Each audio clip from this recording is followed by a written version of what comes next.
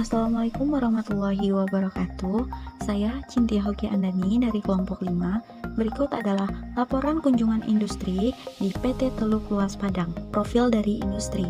PT Kilang Geta Teluk Luas (TEDO) berdiri pada tahun 1952 di Jalan Kismangun Sarkoro atau Jati Baru Padang.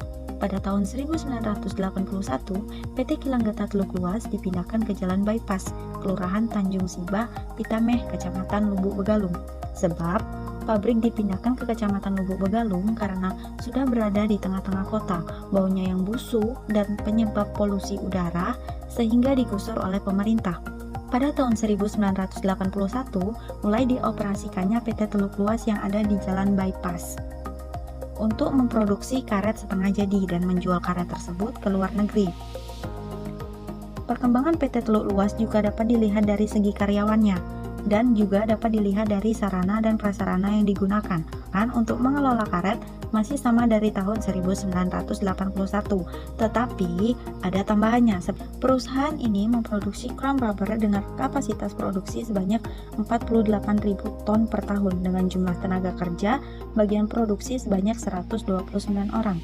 Bagian terdiri dari produksi atas gilingan A, gilingan B, press A, press B, harian kram A dan B, dan harian proses basah. Berikut adalah penampakan dari PT Teluk Luas Padang.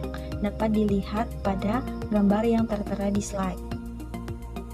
Selanjutnya yaitu pengolahan air limbah industri karet remang atau chrome rubber PT Teluk Luas Padang. Saat ini, kondisi pabrik karet sebagian besar berada di tengah daerah yang cukup padat pemukimannya.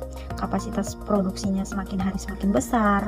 Lahan yang tersedia untuk limbah cair rata-rata tidak mencukupi karena volume air yang digunakan semakin besar dan limbah semakin kotor. Upaya pabrik secara mandiri melakukan pemilihan bahan baku yang bersih untuk memperbaiki mutu, meningkatkan efisiensi, dan pencemaran yang kurang berhasil. Pengolahan limbah ini dapat dikelompokkan ke pengolahan dari sumbernya yang disebut sebagai proses produksi bersih dan pengelolaan saat limbah tersebut keluar dari proses produksi.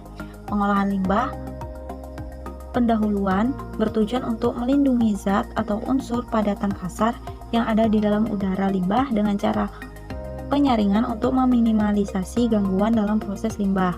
Berikutnya, teknik pengolahan air limbah efektif dan efisien dan berkesinambungan harus dilaksanakan dalam melakukan pengkajian dan inovasi penerapan teknologi produksi bersih untuk mendukung terwujudnya industri karet yang berdaya saing tinggi dan berwawasan lingkungan.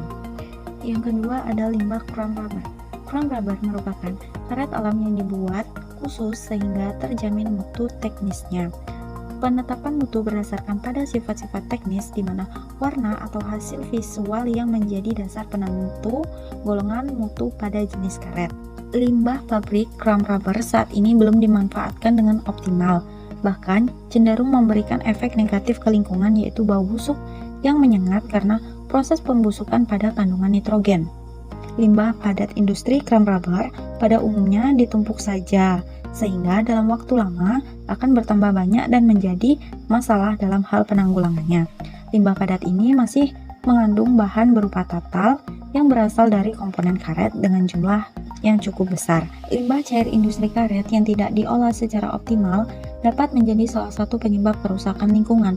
Oleh karena itu, diperlukan pengolahan yang relatif mudah dan cukup efisien. Penggolongan dengan fitoremediasi menggunakan tanaman tipe Augustifolia efektif dalam menurunkan kadar limbah dan tidak memerlukan biaya yang besar. Pengolahan yang dilakukan adalah dengan menggunakan lahan basah buatan yang ditanami dengan tanaman tipe Augustifolia.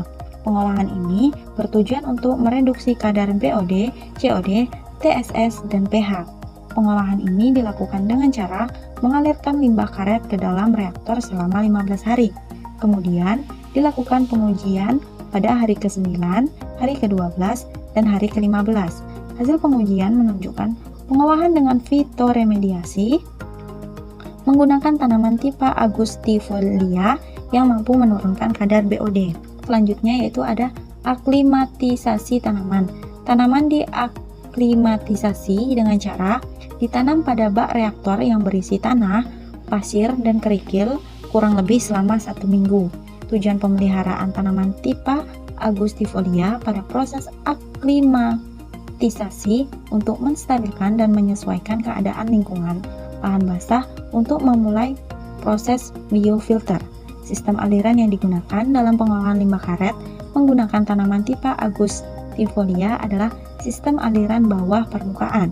Hasilnya menunjukkan bahwa semakin lama waktu penanaman, semakin besar penurunan kadar BOD. Semakin lama waktu kontak antara air limbah dengan biomasa, maka proses degradasi bahan pencemar organik dapat berlangsung lebih lama, sehingga kinerja reaktor akan semakin baik dan efisiensi konsentrasi yang dihasilkan juga akan semakin baik rendah. Dari hasil penggunaan tanaman ini, didapatkan penurunan COD berdasarkan hasil pengujian kandungan COD pada limbah karet yang diolah menggunakan tanaman tipe Augustifolia pada lahan basah buatan selama 15 hari. Penurunan konsentrasi COD selain karena adanya aktivitas tanaman dan mikroorganisme juga disebabkan karena adanya waktu detensi sehingga menyebabkan bahan padatan mulai mengendap, sehingga bahan buangan di air limbah menjadi berkurang. Sekian laporan kunjungan industri pada PT Teluk Luas Padang. Yang kedua yaitu adalah laporan praktek mandiri pengolahan makanan yaitu tapai singkong. Adapun alat dan bahan yang digunakan, yang pertama ada singkong, ada ragi, gula, daun pisang, lidi, panci pengukus, toples, sendok, pisau, pisau pengikis, tirisan, telenan, dan penjepit. Adapun cara pembuatannya yaitu yang pertama, kupas kulit singkong. Selanjutnya yaitu setelah dikupas, kikis kulit ari pada singkong. Hal ini bertujuan agar ketika singkong nantinya dikukus tidak berlendir. Langkah selanjutnya yaitu potong singkong menjadi beberapa bagian kecil sesuai dengan selera. Lalu cuci singkong hingga bersih dengan air mengalir. Proses yang kelima yaitu kukus singkong hingga matang, kurang lebih selama 45 menit.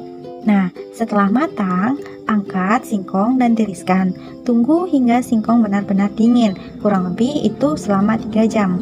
Nah, setelah dingin, taburi ragi secukupnya dan jangan lupa taburi gula sesuai selera. Setelah ditaburi ragi dan gula, aduk, lalu bungkus singkong dengan daun pisang yang telah disediakan. Masukkan singkong yang telah dibungkus ke dalam toples dan tunggu selama 48 jam. Nah, setelah kita menunggu selama 48 jam, tapai siap dinikmati.